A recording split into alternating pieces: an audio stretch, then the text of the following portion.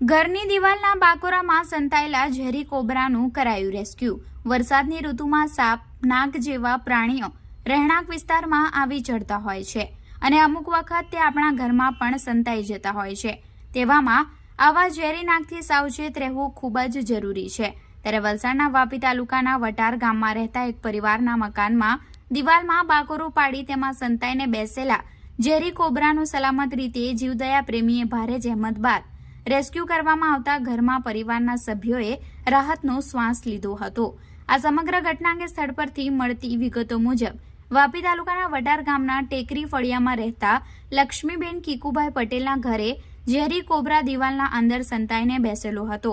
જેમાં લક્ષ્મીબેન ઘરમાં પોતાનું કામ કરી રહ્યા હતા તે સમયે અચાનક ઘરની દિવાલમાં પડેલા બાકોરામાં તેમની નજર પડતા દિવાલમાં સંતાઈને બેસેલો ઝેરી કોબરાને જોતાની સાથે જ લક્ષ્મીબેન ગભરાઈ ગયા હતા અને તાત્કાલિક આજુબાજુમાં પડોશીઓને જાણ કરતા બાજુમાં રહેતા દર્શિકાબેને તરત જ જીવદયા ગ્રુપના પ્રમુખ અલીભાઈ અંસારીને જાણ કરી હતી।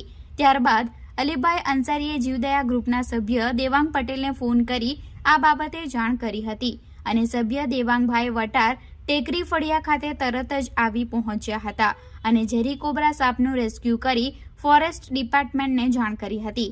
ત્યારબાદ ઝેરી કોબરાનું સલામત રીતે રેસ્ક્યુ કરી ફોરેસ્ટ એરિયામાં ઝેરી કોબરાને છોડવામાં આવ્યો હતો। આજરોજ વટાર ટેકરી ફળિયામાં લક્ષ્મીબેન કીકુભાઈ પટેલના ઘરે ઇન્ડિયન સ્પેક્ટિકલ કોબરા નામનો સાપ આવી ગયેલો હતો। એ પણ દિવાલના અંદરમાં ઉંદરે જગ્યા કરી નાખેલી હતી તેના અંદરમાં, અને એની જાણ જીવદયા ગ્રુપના પ્રમુખ અલી અંસારીને જાણ કરતા ત્યાં હું દેવાંગ પટેલ આવીને આ સાપનું રેસ્ક્યુ કરી સહી સલામત ફોરેસ્ટ ડિપાર્ટમેન્ટને વાત કરી અને છોડી દેવામાં આવશે, બંધ કરી દે।